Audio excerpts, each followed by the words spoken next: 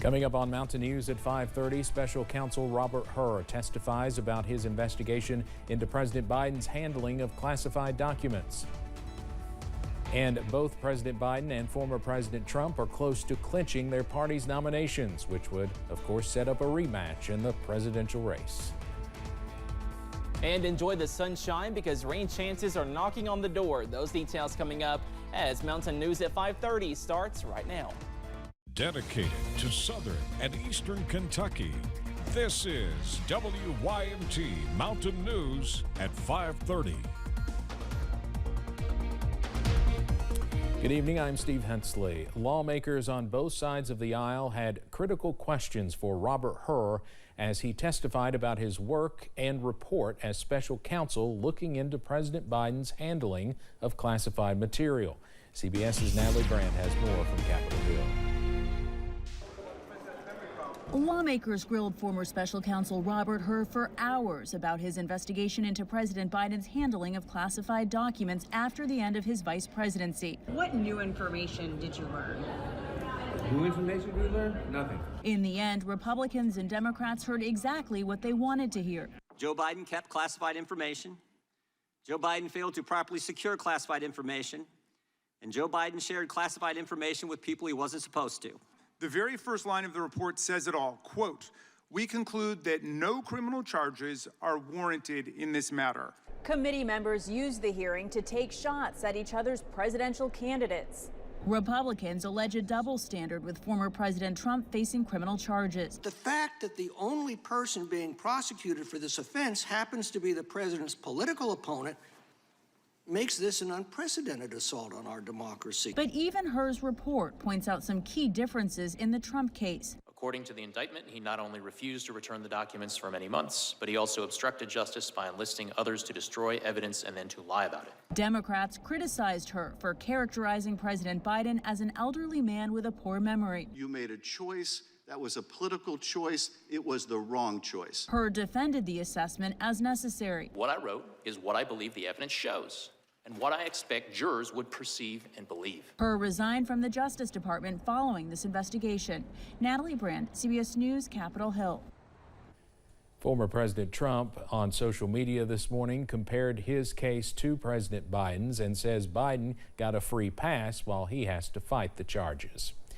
Scott Peterson appeared virtually in a California courtroom today. Peterson is trying to overturn his 2004 murder conviction with help from the Los Angeles Innocence Project. He was convicted of killing his pregnant wife and unborn son, Connor, in 2002 during a closely watched trial. The defense is requesting DNA and other evidence that it hopes would exonerate him. Mr. Peterson has been waiting 20 years to find some of these police reports and audio recordings and video recordings that should have been provided.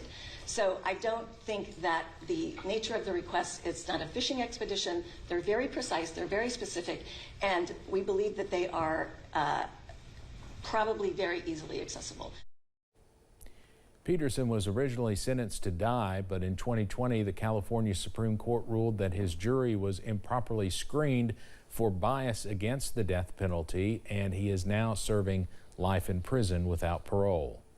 The Supreme Court has extended a temporary freeze on enforcement of the Texas state immigration law. Texas's Senate Bill 4 lets state police arrest and detain people they think have entered the U.S. illegally. The law would have taken effect tomorrow, but now it will be paused through at least Monday. The administrative hold gives the court additional time to review the case and does not necessarily signal which way the justices are leaning.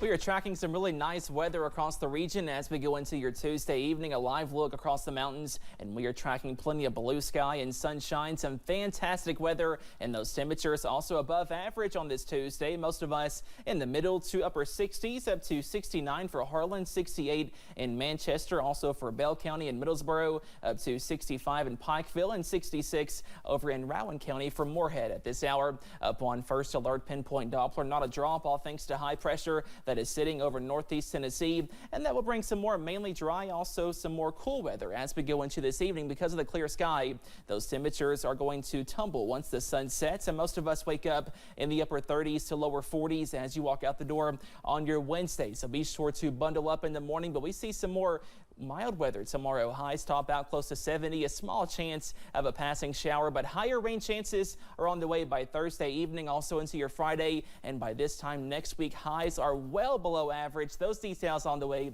in just a few minutes. Steve?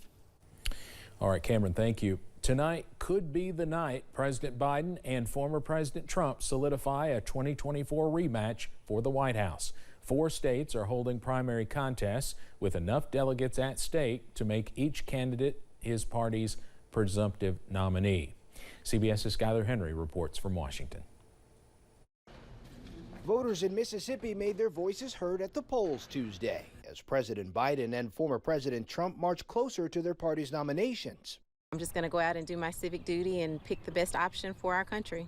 In Georgia, election officials said the lack of any real competition kept turnout low. I've heard a lot of people say it doesn't matter what happens today because we already know, but I just don't believe that. Georgia, of course, is a state where President Trump is facing criminal charges for his efforts to overturn the 2020 election results after Biden narrowly won the state. In a news conference, the Republican COO for Georgia Secretary of State seemed to take a veiled shot at Trump. We can't take mistakes and blow them up to conspiracies. We know there are people who do that. There are grifters who gain from that every single day. But Georgia's always focused on security first. In addition to Georgia and Mississippi, Washington State is also holding a primary today, while Hawaii Republicans are holding caucuses. Whether you're Democrat or Republican, what really matters is what the candidate can do for the people. Both President Biden and former President Trump could secure enough delegates tonight to become their party's presumptive nominees, locking in a rematch for the general election. President Biden participated in a closed-door campaign meeting Tuesday with Teamster members. Biden has planned events in the major battleground states of Wisconsin and Michigan this week, while former President Trump is expected to attend a rally in Ohio this weekend. Skyler Henry, CBS News, Washington. Trump is set to become the first Republican presidential candidate to clinch his party's nomination 3 straight times. Grover Cleveland did it on the Democratic side in the late 1800s. The Biden administration has announced a new military aid package for Ukraine. The package is worth up to $300 million and includes artillery ammunition, anti-aircraft missiles, and anti-armor systems. The Pentagon had warned Congress there was no more money left for security assistance. However, a senior defense official says additional funding became available as a result of savings made in weapons contracts. The president of Romania has launched a bid to become chief of NATO. Klaus Johannes made the announcement in a statement earlier today. Johannes vowed that the alliance needs, quote, a renewal of the perspective of its mission. NATO has yet to have a leader from Eastern Europe since the fall of the Berlin Wall and the collapse of the communist bloc. Johannes became Romania's president in November of 2014. Republican Congressman Ken Buck says he will leave Congress next week, well before the end of his term.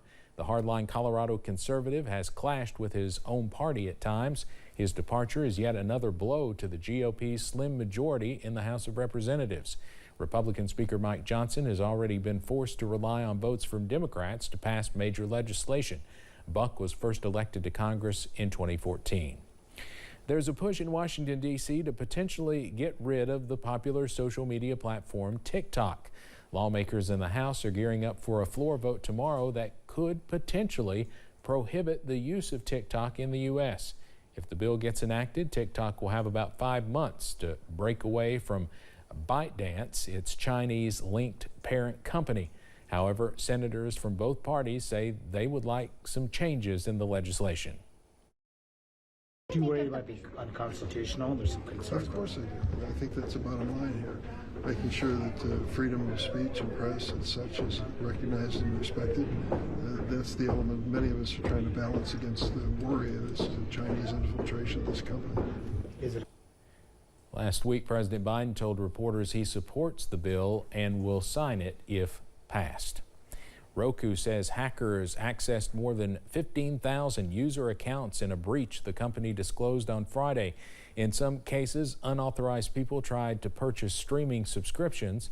The company said it has refunded customers who were impacted by unauthorized charges. Roku said it secured the hacked accounts from further harm by making registered users reset their password. Coming up on Mountain News at 5:30, we take a look at how folks are paying for things through their phone instead of their wallet. Plus, we are much cooler to kick off spring next week. Those details after this break.